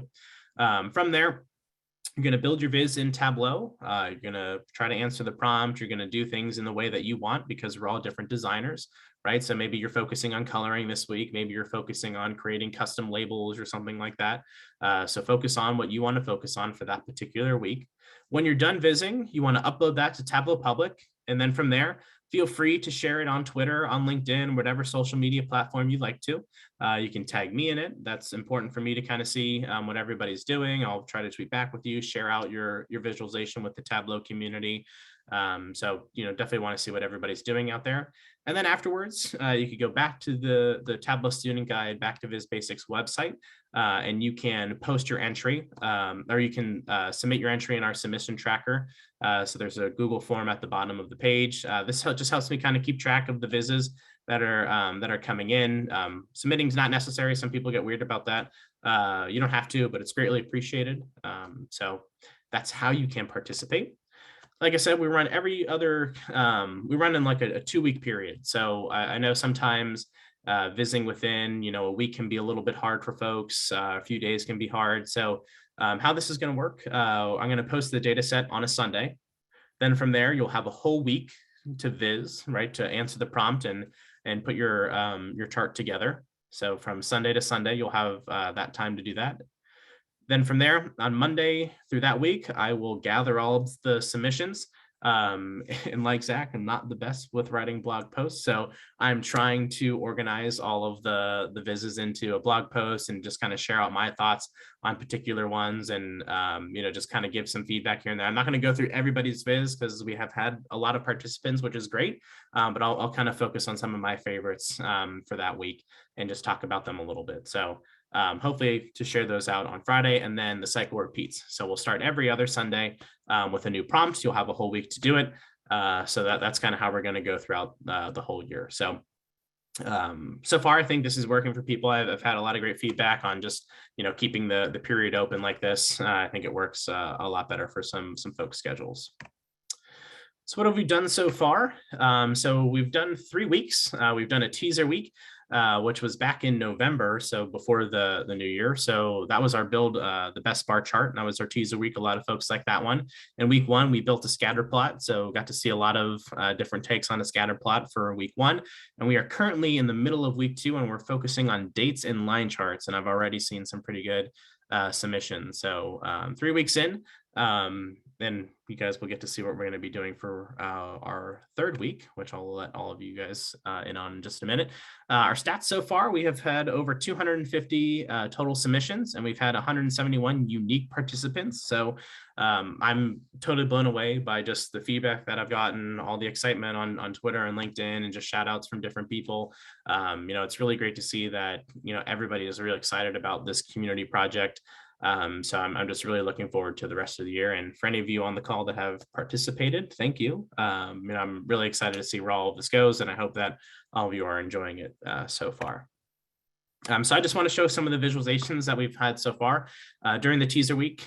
This is our bar chart. So first slide here is ones that are a little bit simpler. So we can see here that right? We colored the top 3. We've used color for emphasis here. We have some nice labels on the right-hand side. Over here, I saw this type of bar chart a lot, which I don't know, a bar in long line chart. I don't know what the technical term for this type of chart is, or a bar and stick chart. I don't know what you want to call it, but I love this visual because it allows me to just go down and look at all the percentages for each of the bars. So I saw this chart a lot. Then some other folks got really creative. This one was by Autumn Batani, and I love this visualization because on this one here, you can click on these different dots and she shows 4 different bar charts and she explains her thoughts on each of them. And this is exactly what I would love to see for Back to Viz Basics. She does a great job of saying, okay, well, why does this bar chart work better than the other one? Or why is this one better than that one? So really awesome one here. And then I love the one on the right-hand side because I feel like this is something that you would see on like a printout, right? I feel like I could see this around the Thanksgiving dinner table and, just kind of look at looking at like a menu. In week 1, we got into scatter plots here. So some simple ones here, using color for emphasis, creating a custom label, working with clusters, and just kind of understanding what those do within Tableau. So I love these 2 visualizations. And then we had some folks get a little bit more advanced with it. So here we have more wins going down and more losses to the right. So this is an awesome type of scatter plot, right? Maybe not the first one that comes to mind. So I thought this one was really cool and wanted to share this one. And then the one on the right is kind of similar, right? We have our typical scatter plot here, but then we use a lot of different shading and other charts to show a little bit more emphasis. So we have the win rate colored here, and then we also have our season coaching experience at the bottom groups. So less than 10 seasons, 10 to 20, 20 to 30, 30 to 40. And so I love how we've taken the scatter plot and added a few other charts to it to kind of summarize things in a different way. Now we're in week 2, working with dates and line charts. So we're looking at unemployment rate in some countries. So we have here some visualizations that show all of them. And there's a filter here that allows you to highlight the one that you're interested in. So you can kind of see in the background how it compares to others. Here we have another simple visualization, which allows us to do the same thing. But then we also have some spark lines. So when I filter for a particular country, it's going to update it for overall, for men and for women. So I can see how that unemployment has trended over time in these spark lines across the top. Then we've had quite a few trellis charts this week as well. So you might be familiar with this as a panel chart, a trellis chart. But what it's doing is it's splitting out the line chart into kind of these small spark lines by individual country. And you can kind of see that they're all the same. I love this type of view as well. I think this one is super cool. So same thing with the one on the right. They've done a lot of highlighting in the background along with their line chart. So this one is pretty creative as well. So as you can see, right, we have folks that are visiting kind of all across the different levels of experience. And that's totally okay. I love seeing just what people can come up with, what they're kind of focusing on that week. So, I think that so far in week 2, things are off to a really great start. And I love seeing what everybody has posted so far. Future outlook. So I definitely want to get into some collaboration. So there are some other projects that have launched this year. We have Game Night Viz. That's another community project. Data Plus Music is another Tableau community project. Those have also launched this year. If you're not familiar with Iron Quest, that's another great community project to get involved in. So hoping to do some collaborations with these other community projects where we can kind of come together and work on something together. And then I want to put together a submission tracker. So if you do submit your visualization, putting that all together so that way you can see all the different types of bar charts that were created, all the different types of scatter plots. You don't have to go through everybody's Twitter and find them. You can search by name and just hopefully hover over their viz and see what they've created. So definitely want to put this together. That way there's a nice dashboard that kind of summarizes all of the results together. So definitely kind of a fun way to track your progress, but then get inspiration from others and see what they're doing. Do all of you want to know what the week 4 challenge is? Yes, hope so. All right. So for the week, I'm sorry, this is actually the week 3 challenge. Shouldn't be the week 4. Week 3 challenge. So my bad. This is week 3. We are going to do, come on, build your best crosstab or table. So we know right out of the box, if we just kind of click and drag things over within Tableau, kind of get this clunky looking crosstab. So I'm really excited to see how we can format these, make them a lot better than what Tableau gives us. I'm sure Zach has some tricks up his sleeve, so he might participate this week. But yeah, I'm really excited to see this one. So this is going to be our week 3 challenge. It's going to be next. So I'll have that data set up, not this Sunday, but the following Sunday. So just, be on the lookout for that. Again, you can go to the website to find that. You can follow me on Twitter for the announcement. But I'm really looking forward to what everyone will put together for our crosstab and table week. So that's all I have. If there's any questions that you have about the project, if you're interested in, giving some feedback and how things can be better, what you like and what you don't like about it, if there's a topic that you want to viz on, let me know. If there's a certain chart type that you're interested in or a concept within Tableau, we can definitely turn that into a challenge. So connect with me on Twitter, through email, Tableau Public, whatever, on LinkedIn. I'm kind of all over the place. So if you have any questions on anything, please don't hesitate to reach out. Definitely want to make this a community project, not just, what I want to put out every week. So totally open to ideas and what everybody, wants to viz. So from there, doesn't look like there's any questions. Does anybody have? Just a reminder, if anyone wants to put something in the Q&A, they can put something in there. I had one question actually, Eric. Yes. I saw a blog actually that I believe Dara, who's on the call today, did around the scatter plots and why he did what he did. And he sort of went down a little, rabbit hole of sort of data quality, data completeness type of thing. And then he listed some other people who'd done, blogs, tweets, video responses. Have you been surprised by the reaction? That people are diving into this and creating so much more content as well as their visits. I am. Yeah. I was amazed to see that Andy Cockreeve did a video on it. And I know Autumn does a post like every single time on why she does certain things. So, I definitely, when I honestly, it's such a good feeling to see that everybody loves the project and that they're blogging about why they did something. And I love seeing just all the comments that people post. So someone will share their visualization and then people say, oh, I love how you did this. Can you tell me how you did it? And then people will go through and share their how-to. And again, I think that just really speaks to the Tableau community on how close everybody is. Everybody's willing to help others. It's not everybody's out for their own self. It's just a really great feeling. So I'm totally shocked by the feedback and just all the excitement around it. I wasn't expecting it to go like this. And That's now awesome. I know. Now I'm like, oh my gosh, I really have my hands full. But that's what I was thinking. Like, gosh, you're going to see those submissions go up, and a lot of discussions and responses. But that's fantastic, and I think it really does speak to the Tableau community, as you say, how open it is and how people are willing to support people. And obviously, with this back to Viz Basics, it's about learning, but it's not just about learning, it's about sharing and then connecting. And I think when people find that, they take on their learning, but then they share it out to the community and they connect, it's like times 5. They take their learning and then they just, jump on that rocket to the moon. I think somebody was putting it on the chat. Basically, your career takes off, your learning takes off, and the fun takes off as well. So I really thank you for doing this, organizing, but also continually organizing it and getting everything done, because there's a lot of work behind the scenes, no doubt. Yeah, thank you so much. I think and there are 3 questions that I can answer pretty quickly. So can you share the link with the other community projects? So if I back out of the presentation here and go to resources. So on Tableau Public, there's a tab here for resources. Then it lists out all of the other kind of community projects. So I think they plan to update this and hopefully add back to Viz Basics and the other ones at the bottom here. But I think if you just click Get Started, it will take you to that page or that person's blog post that explains their project and how you can get involved. So I think the other question is, do you recommend going through the student guide before joining the program?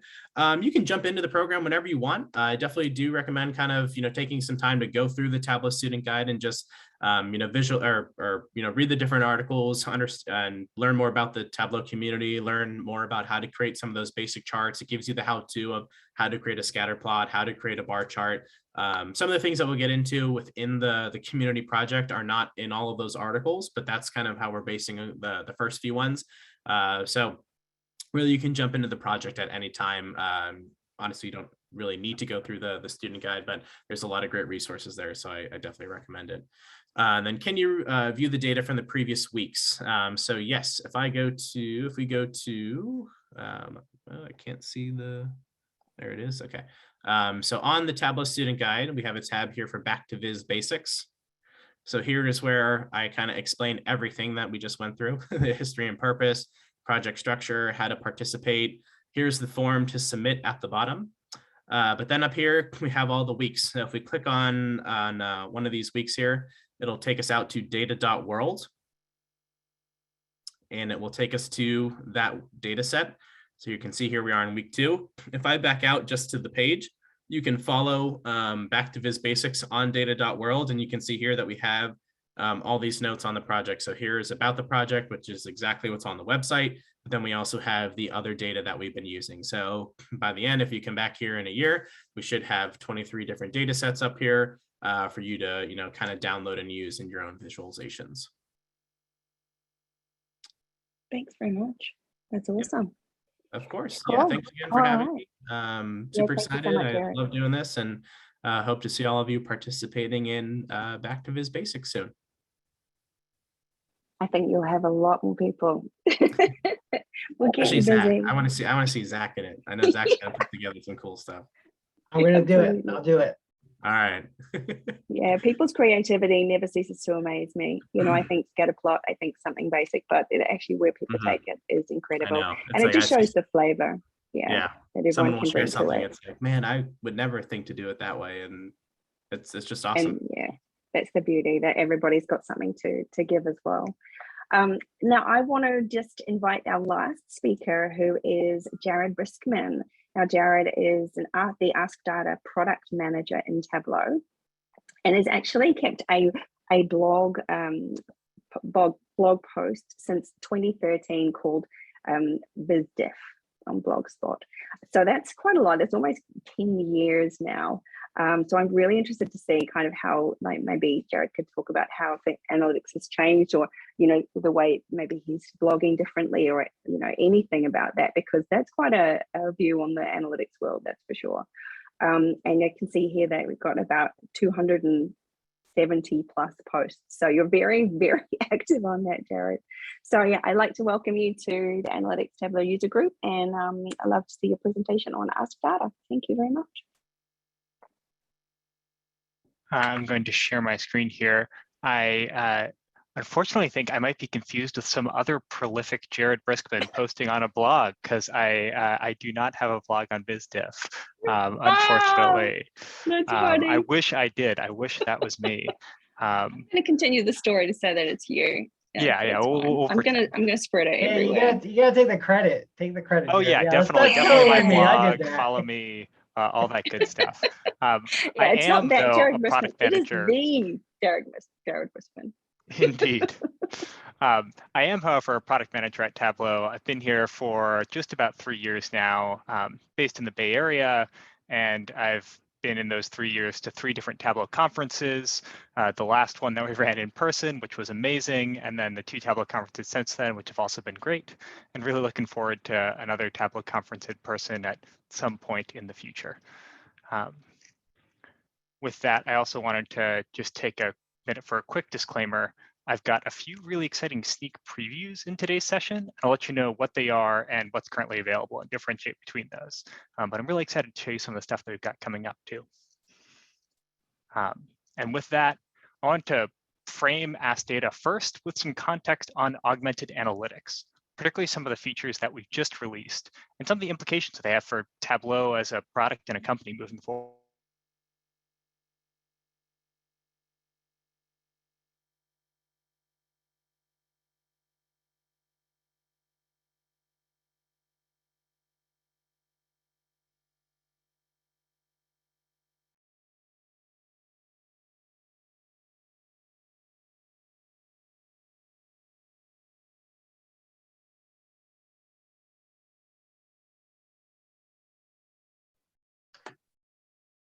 Hey, Jared, we lost you. Yeah.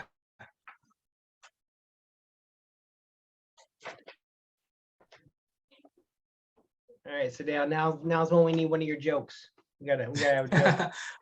I was gonna say I do appreciate the amount of Frozen movie references that I've seen. I love it. Hopefully we'll get Jared back. Is he jumped out and he's jumping back in, maybe?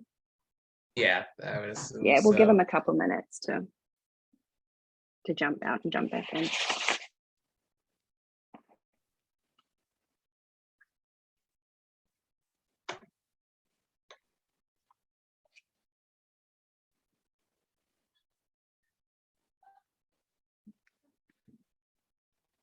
Nobody talk about Bruno. That come up. Do you want to build a dashboard? Oh my God, this is so good. Doesn't have to be a dashboard. Just how well, I love how nerdy everybody is. It's just our Love community is just so perfect. I don't think that you can get any other So group of good, people yeah. that can make all these little fun jokes. Or That's gonna be in my head for the rest of the day, I swear. Zach should show us how to do number 3. I wouldn't have to rush as much. Oh, it's funny. Yeah, there's some people that really want number 2 for. I don't know. I kind of took you guys' word for it. I think next time I need to put out a poll or something. We need to do like a quiz, a Kahoot poll or whatever, and actually be analytical about it. But it's part of fun as well, scrolling through 400 messages and trying to see what do people want.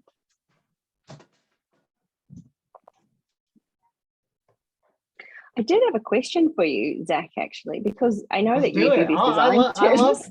I love to be on my toes. Like I said, let's do it. I'll answer some questions. Let's go. Well, this is just Ask Me Anything with Zach and Eric.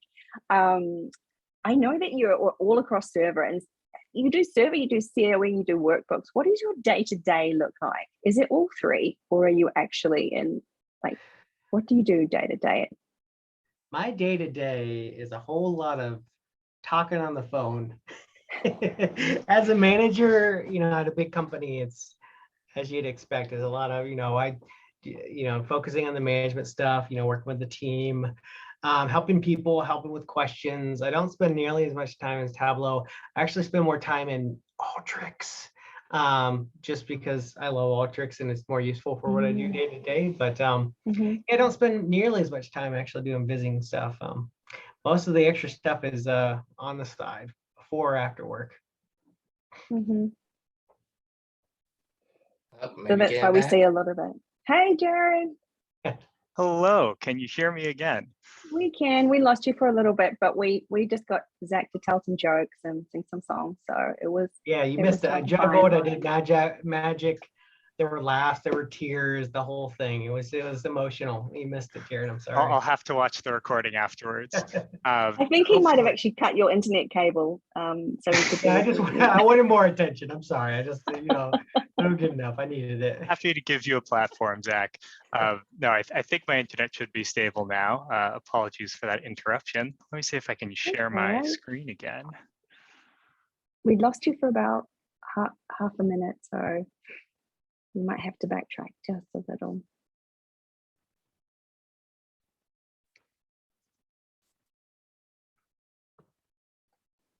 Can you all see the screen again? Yeah. Awesome. There we go. Wonderful. I don't know when I dropped off. I was talking a little bit about augmented analytics, but the bottom line is augmented analytics is here to help you work smarter, not harder. It's what we do, and hopefully we can make your life better too. And that really is the key, because getting people the right data at the right time leads to better outcomes. That's what Tableau is all about, helping people see and understand data. And with augmented analytics, folks that might struggle to use some of the current Tableau tools no longer have to be blocked on analyst support and folks that know to use those tools for new data insight. They can self-serve ad hoc answers to questions with increased data confidence, guided by both automatic intelligence and some tailored guardrails too. And that's not just a win for those business users. AI is a team sport, and by supporting better self-service for their audiences, analysts and Tableau authors in turn can focus more on the work that only they and their skills can drive. There's so much here to talk about, but let's get back to Ask Data. Ask Data was originally introduced in Tableau 2019.1, lowering the bar to analytics through a natural language interface. At its core, Ask Data is a simple, fast, and intuitive way for anyone to get data answers.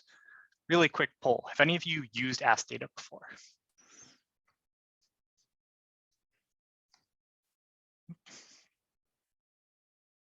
When my internet went out, I lost the chat and Q&A. I want to get those back. Awesome. Actually, a really good mix. Fair amount of Yeah. no's, but a decent mix of yeses as well. Well, if not, today's your lucky day. You're going to get the 101 course. And if so, awesome. There's a lot of things we might have improved since then. So happy to go through this. So we've improved leaps and bounds in every release since 2019.1.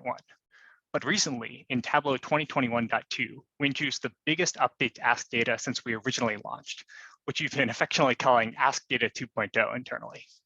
At its core, Ask Data 2.0 is about three things. It's about enabling those business users who often have the most impactful questions that they struggle to answer themselves.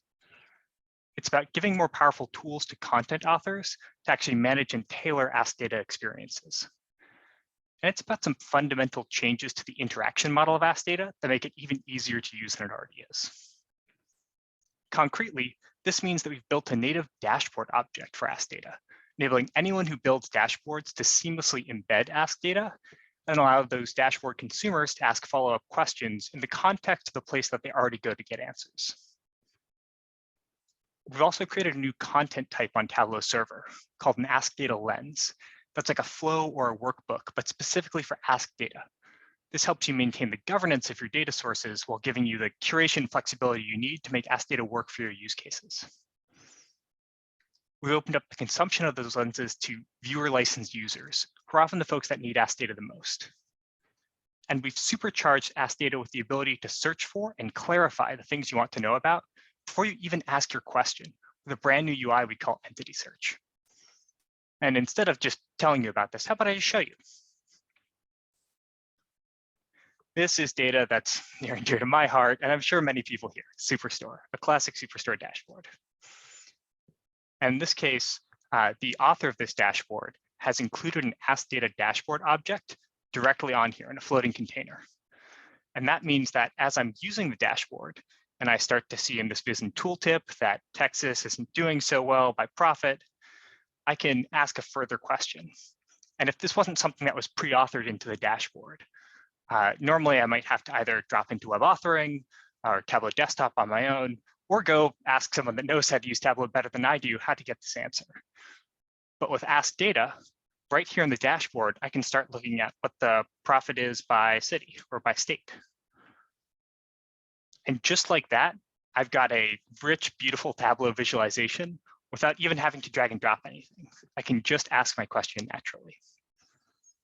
And here I can also ask follow-up questions. So if I want to dive in further to this question I have about Texas, let's just look at in the South. And Ask Data automatically chooses the region that's most appropriate and the visualization type that's most appropriate, in this case, a map to look at this data. However, I thought Texas was in the South, and it's actually not, it turns out. But I can correct that through point and click that we know and love too. From the South here, I'll actually look at Central, West, and East. That's not the East, and it's not in the West. Here you can see it's here. And maybe I just want to take it out, just look at the Central region. Or here I can change the type of viz I'm looking at a bar chart. And man, we can instantly see that Texas isn't doing so well. I can also just filter right to Texas and see that Texas has a really, really low overall sum of profit. Ask Data also supports new sheets, just like a workbook. So if I want to ask some different question, I can start to go down a different avenue of analysis. In this case, I want to look at maybe the growth in sales.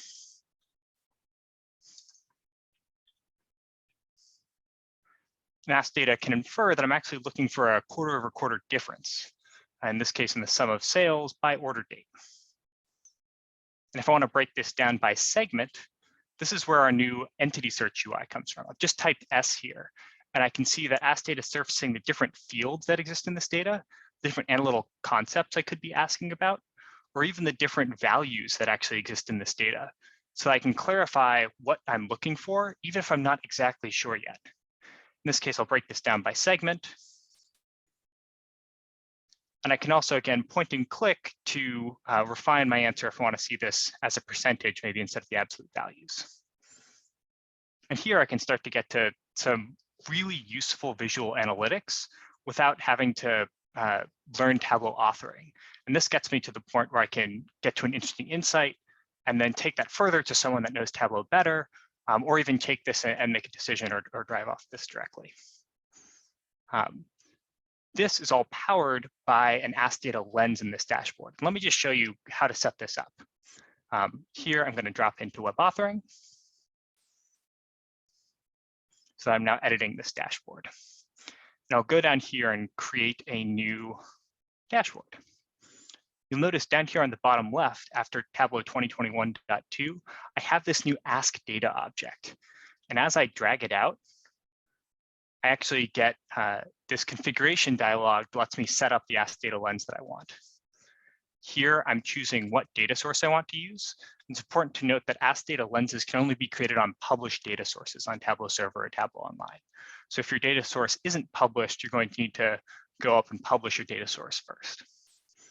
Here for Superstore, I can see if there are existing lenses that have been created, or I can go to the data source page and create a new one. Let's do that.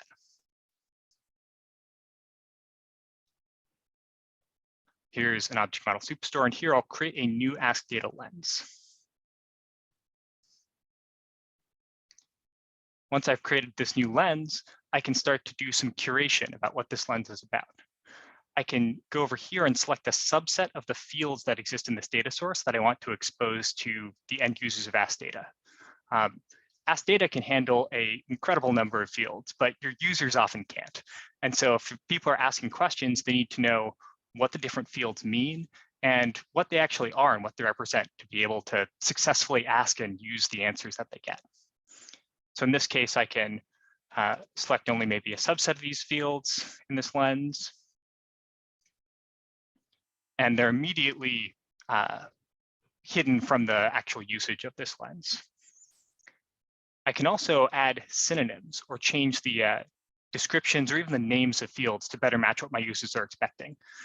We all know data isn't always pretty when it's in Tableau, especially used for some visualizations in a workbook. But it's really important that fields for Ask Data just have typable, understandable names. And so in this case, if I want to change subcategory, I can give it a different alias just within this lens.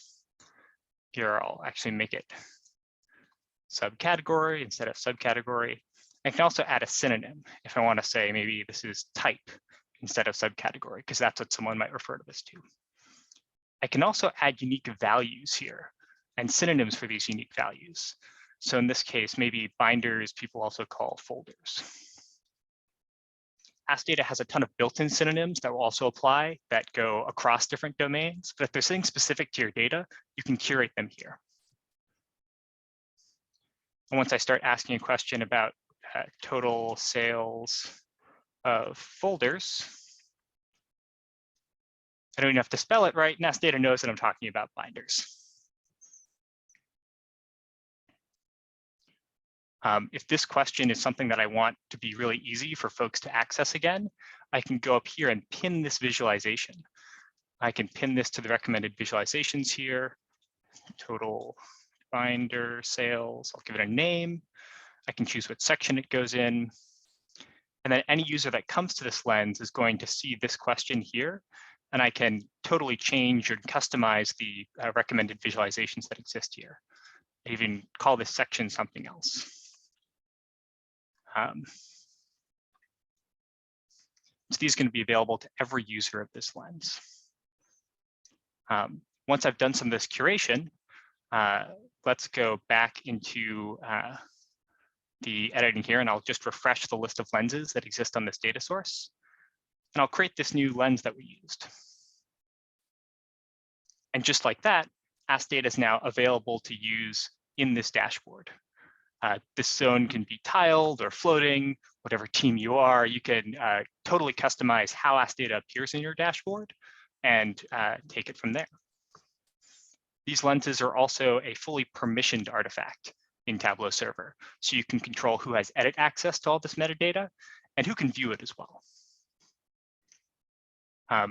Two very new things coming out that I want to show also are, I drag the screen sharing bar over here. This is on a slightly different server, but this is the same Superstore data. One thing that we've recently launched in Tableau 2021.4 is sharing integration. And so if I want to look at maybe here, what's the profit ratio for each region as a pinned visualization in this lens? Oh, my session was invalid. There we go. I can look at this pinned visualization here. And I see this share in the top right corner. This also works straight from that dashboard integration as well. I can share here, and I'm my own best friend, so I'm going to share it with me. I can add a message. And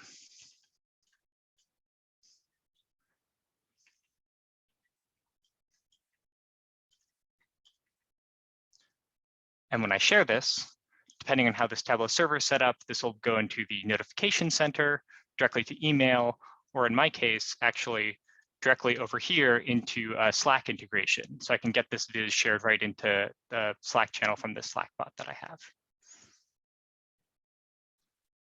So that was actually already released in Tableau 2021.4. And one sneak preview that I want to add too is our new phrase builder feature, which is soon releasing in Tableau Online and Tableau On-Prem. And that's these buttons right here with add field and add filter. And so if there's anything that you don't want to do through natural language, you can also now just through point and click, build the questions you want to be guided through building those questions. So if I look here, I'm already on a visualization and I want to add a filter. This phrase builder widget shows me exactly all the different fields that I can actually filter on and lets me go through and say I want to filter on segment and just see consumer. And I can do that without even asking my question, kind of seeing what different values are available in the data to get to what I need. I can do that up here with adding a field as well. That was the brief total whirlwind tour of Ask Data. I'm going to drop back a bit to answer some questions, and then we'll go through best practices. Let me take a look at the questions over here. I'm using 2021.2. Where do I see Ask Data? You can see Ask Data in a few places. Ask Data exists on the published data source page. That's where you can create lenses. And there's also that drag and drop Ask Data dashboard object in the authoring flow. Ask Data shared vizzes also then pop up in all sorts of other places on server. You can favorite a lens. A lens is a total piece of content on server, just like a workbook. So it's in projects as well once it's created. Will Ask Data reduce the amount of dashboarding that a data viz analyst has to do? Some basic level of dashboarding, leave the rest to user action. Yeah, exactly. That's one of the biggest things that we've seen people love about Ask Data. And one of the reasons that we did this Ask Data 2.0 update is because with some better self-service and a little bit of setup beforehand, there's a lot of things that you can actually have the end users of a dashboard answer their own follow-up questions from that kind of rich and interesting dashboard itself. And so it can give you time back as the dashboard author instead of having to kind of help walk them through every request. One other pattern that we've seen actually be really interesting too is for folks that don't even know how to use Ask Data yet, creating one of those link share links and sharing it with someone as the answer to a question they ask. And then they can dig in further with Ask Data in a way that they couldn't dig in further with web editing if you shared a dashboard.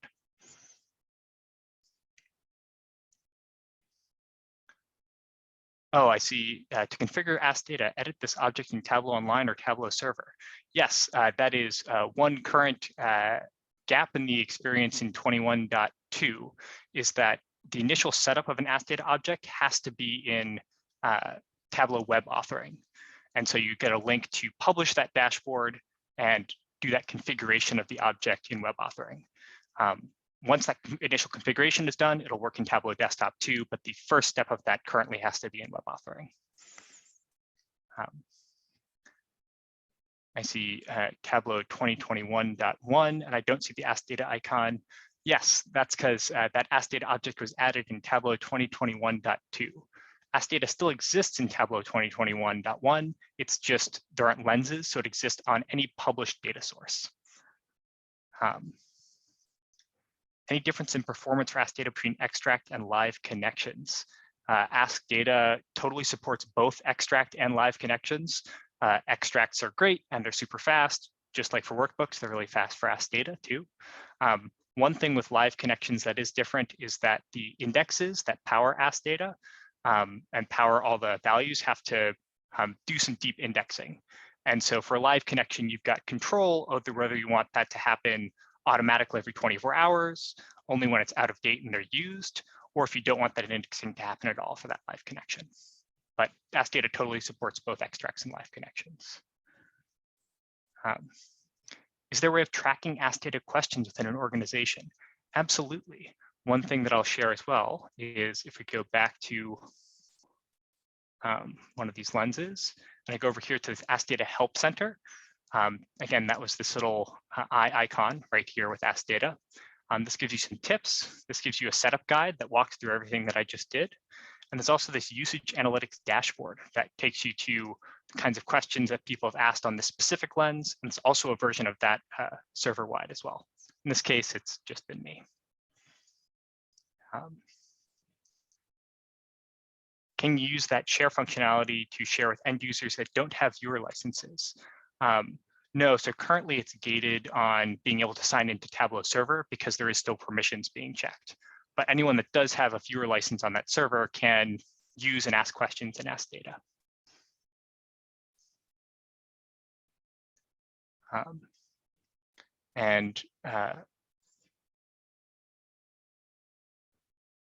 I see there's some further questions too. I'm going to finish just a little bit of content on best practices because I see this next question is about some best practices, and then I'll come back to questions at the end if there's time.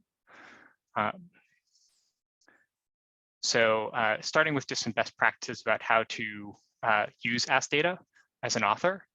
The first thing is just like all design problems, you should start by talking to your users. Think about who needs to be making data-driven decisions, but struggles to answer self-serve answers to their questions. Are there folks working with out-of-date spreadsheets because that's the tool that they can trust to work with data? Are there dashboards that solicit a lot of ad hoc follow-up questions? Or dashboards that are just covered with quick filters to allow a ton of interactivity with really high dimensional data? Those are all situations that we've seen Ask Data just deliver the most value for customers, and there's plenty of other use cases too. Once you have a target audience in mind, it's helpful to understand the kind of questions that they need answers to. Often a quick conversation is all you need to steer in the right direction here.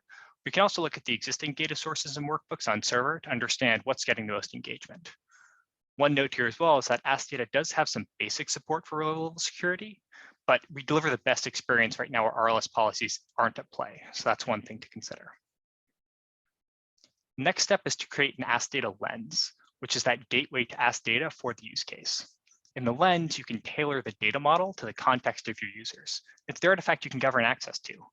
Remember to select those fields, add synonyms if you want, pin recommended vises, and check the permissions of the lens. And overall, just try it out. If you can answer the questions with Ask Data, your users probably will be able to as well. And finally, decide how you want to expose that Ask Data lens to your audience, whether it's put into a dashboard or even embedded directly in a third-party app. Don't forget to let your users know that Ask Data exists and can help them. We found a quick demo can be really, really helpful in giving them the confidence and orientation they need to answer their own questions.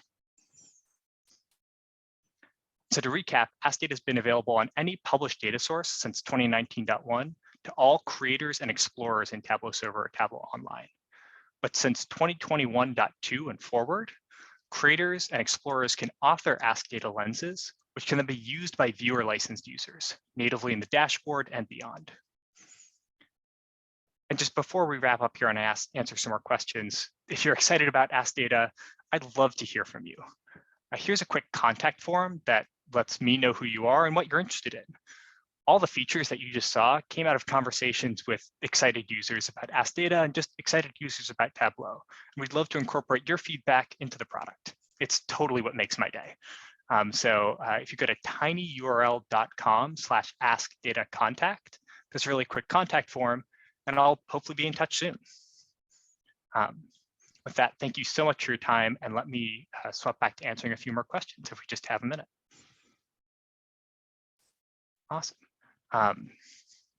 So aside from user training, how do we get someone using Ask Data to aggregate the data appropriately, such as count distinct versus count? So that's one of the things that we're really excited about, the new phrase builder flow that's coming out soon, to actually walk people through exactly what different options they have. So if I'm looking for adding a field here, and I want to look at orders, I could group by this field, or maybe I can actually give the number of unique values. But that step-by-step walkthrough process really lets you get to the actual viz that you're looking for. Is there workflow or best practice on server to set up validation by others before sharing? Yeah, that's another one where creating those lenses first and just testing them out yourself before sharing with others can really help. Looking here about the impact of Ask Data searches on the server performance. We have some documentation, but generally you can think about Ask Data just like web authoring, because under the scenes, that's really what's going on. We're building BizQL vizzes just like a web authoring session would be. So all of that guidance applies to Ask Data as well. Do you engage with business users to predetermine the strategic questions they routinely ask and then create the dashboards? Yeah, that's really one way that we often hear customers be using Ask Data in comparison to dashboards is dashboards can answer the top 5 questions that people have. And Ask Data, especially in a dashboard, is really great at answering the next 20 questions people have. And there's a space past that where you might need to bring in more data, you might need to do some other things. And that's where you're going to need to reach back out to data experts and data professionals to take that next step. But you can really answer a lot more questions with a lot less setup with Ask Data in comparison to the dashboard as well. Any recommendations on where to hear about Ask Data success stories? Yeah, we're really excited to publish some white papers on some customer success stories we have pretty soon here. And so those will definitely go up hopefully on the blog. And if you look at that contact form, we'll also definitely send you some of the best practices we have from those success stories as well. Ask Data is only available in Tableau server and online. Yeah, so Ask Data is based in Tableau server and Tableau online, but once you set up that Ask Data lens, that can be in Tableau desktop as well. Although the main really consumption experience is in Tableau server and online. Unfortunately, we're not in public yet, but when that changes, the community will definitely know. How to ensure we get to the correct level of detail. One thing that Ask Data is really great at is doing aggregations from the lowest level of detail itself. Doing different date part aggregations is just really natural in Ask Data. And so it's best to bring in the lowest level of detail possible for your data. And just as part of the users asking questions, Ask Data can aggregate to the right level of detail itself. Would I be interested in coming back for explained data? Absolutely. And also there's some other folks that would love to talk about explained data as well. Might see that in a feature tug soon. Thank you so much for your time. I've really enjoyed this. And once again, that tinyurl.com/askdatacontact. And I'd love to hear from you about Ask Data. Awesome. Thank you so much, Jared. Really appreciate it. You clearly got a lot of people thinking about this really awesome tool. So I'm sure there will be lots of new users and new people. I am also trying to get this contact form in the chat, but I'll also add it to our email so that people can see it who either didn't see it in the chat here or catch the recording later. Let me get to my slides. I'll borrow this from you, Jared. Cool. There's lots of applause for you in the chat as well. Feel free to check that out. If you are at all interested in speaking, we have a whole list of speakers. We continually look at it, so you can use this QR code. You can also obviously email us, respond to anything that you get. from us, and we would love to have you. If you have ideas for speakers as well, you can use the forum not just to talk about yourselves, but nominate others that you'd love to see talk. Next month, we are having another event. This one is more toward the EU time, so it'll be in the evening for those in EMEA, and then it'll be in the afternoon for where I'm at, and then morning for the West Coast. That is already up, so you can go to our page, usergroups.tableau.com/analytics for February, and you can already check that event out. We'll start working on March as well. I think this is the last slide, so sure thing. I will show the QR code for speakers. I'll just leave this up for you guys. Thanks everybody for joining, and we will see you all next month. Thanks so much, everybody. Thanks again, Zach and Eric and Jeremy.